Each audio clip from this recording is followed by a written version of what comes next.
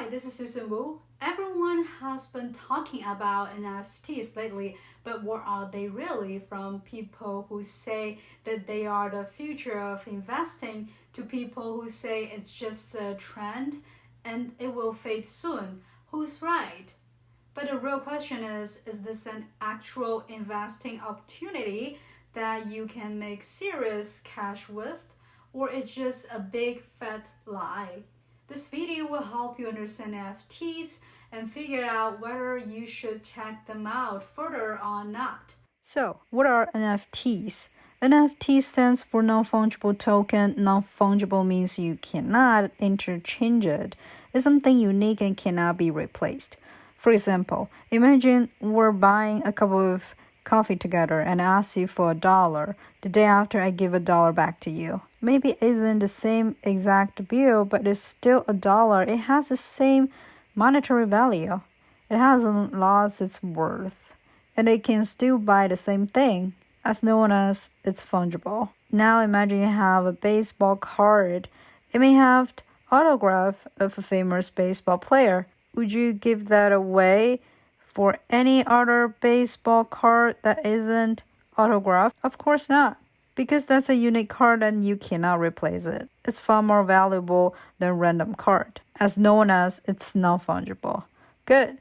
Now you know what's non-fungible, but what about token? Well, we call them tokens, but they aren't real tokens. Those are digital assets and people can buy. In the case of NFTs, they're also cryptocurrencies. They're basically just like Bitcoin, Ethereum, and Dogecoins. But they have a fundamental difference. They aren't fungible. No one cares if you have this or that Bitcoin. The market value is the same at all times. NFTs come in the forms of anything really. Most people think about NFT as digital art. Stuff like image and PDFs, drawing, and design. But that's not really accurate. You see, NFTs are actually just files. NFT can be anything that can be digitally stored. Things like image, yes, but also music file or anything else.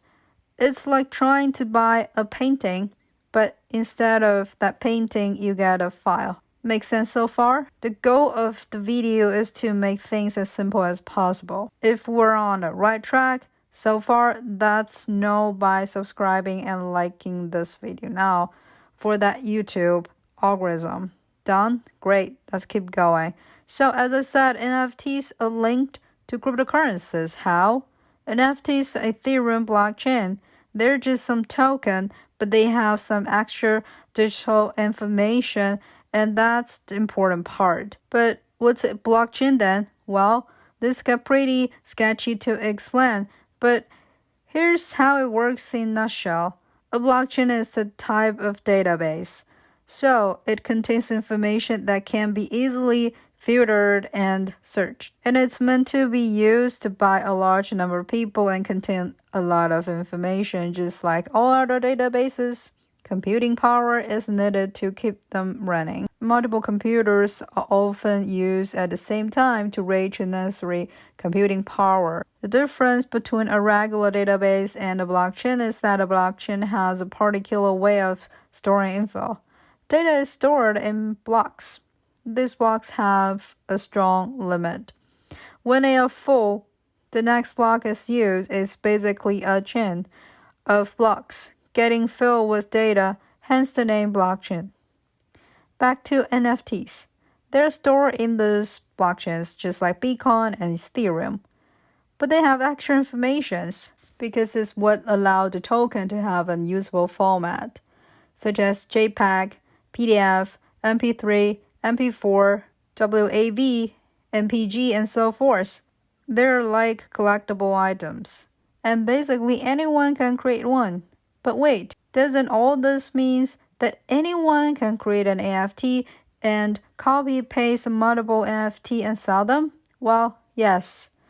You could buy an NFT and copy-paste it and create another NFT. The difference, however, is the copy of that NFT will now become more valuable than original NFT.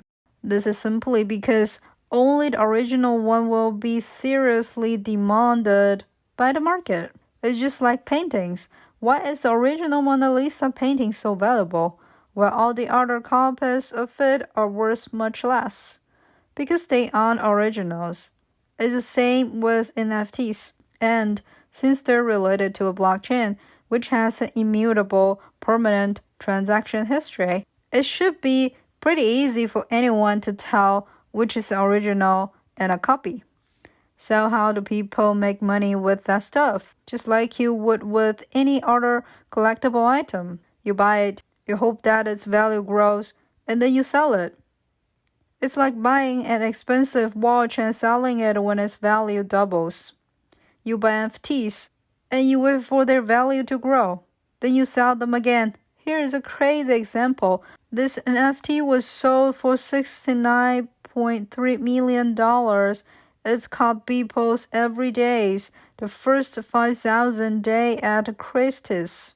First, screenshot the thing and sell it for $60 million. If you were smart, you would have quickly screenshotted the picture and sold it for $60 million. Just kidding, it makes no sense. You see, there's a huge difference between NFTs and just random files. Your file won't have the same value because, as I said earlier, it isn't original and it doesn't have the information that an NFT has. So, some people really think that this will become just like art collecting, but just for digital stuff. There are many ambitious artists making music and other form of art. But then there are also people selling random tweets and making millions, like the founder of Twitter, who made $3 million selling his first tweet. And then there are people selling GIFs, the Nyan Cat. NFTs are highly volatile, and right now you can't tell with certainty if they will last.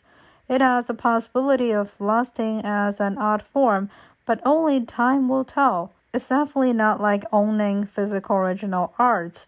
I think we can all agree that a copy is basically as good as original NFT, while a painting is much different since it has actually been touched by the painter and all that. What I'm trying to say is that an NFT's value is very much dependent on the flex of owning the original NFT, which obviously is a very unpredictable thing, which makes an NFT's value fluctuate. You're basically betting your money on bragging rights. Now you might want an answer to another question. Why? Why make our lives harder introducing new things like NFTs that are risky and may even disappear in the next few years? Well, it depends. If you're a buyer, you might be buying one for a couple of reasons. You may want to support an artist of a brand. Maybe they release an NFT, and by buying it, you would basically financially support their work. The second reason is because you want to collect the item and sell it for a higher price in the future. Here is another example. This NFT sold for $3,600 and the current owner is asking for $16,300. If you're an artist, on the other hand, this may just be a way to make some cash, but the real question is, who pays thousands of dollars, tens of thousands of dollars, hundreds of thousands, or even millions of dollars for some files? Well, a lot of people actually. And if it sounds kind of weird or stupid, it is. Even Logan Paul made money with NFTs. It's actually a huge meme. Everyone's having fun with it. This doesn't mean that NFT doesn't have serious uses. But right now, it's unlikely to be a very big thing long term. But again, time will tell. But why are NFTs controversial? Because they actually have impact on the environment. This system and databases are actually very advanced, and they require serious computing energy to be created. Just think about the fact that, according to creativeblock.com, a simple GIF can consume an incredible 192 kWh in its creation, which is equivalent to one European Union resident's entire energy consumption for 2 weeks. And thousands of NFTs are created and traded daily. Here's another cool example of an NFT. This is Mars House, the first digital NFT's home in the world. It sold for $500,000. Lately, cryptocurrencies and other blockchain uses have been very controversial because of their heavy impact on the environment. To think that Ethereum alone uses about the same amount of energy as the entire country of Libya. That's a big impact on the environment. I know what you're thinking. Can anyone create an NFT? Yeah, pretty much. There are some fees like gas fee for creating and trading the NFT. There are also other fees. But mainly you should ask yourself this question: who am I and who would buy my stuff? Should I invest in NFTs? I'm going to tell you how it is. I've seen a lot of confusion around, so that make it clear. What makes an NFT valuable? Demand. If something is extremely demanded, it will have value. Scarcity plays a role in the demand of some things since an NFT is unique and easily verifiable. It's easy for it to hold its value, but here's the thing: just because something is scarce, it doesn't mean it will be demanded. I mean, anyone could create an NFT right now, but unless you are popular or created something very special, it won't be demanded by anyone. So, in summary, NFTs are kind of funny. There's a lot of hype around them, but it's unlikely that they will be a long-term investment in most cases.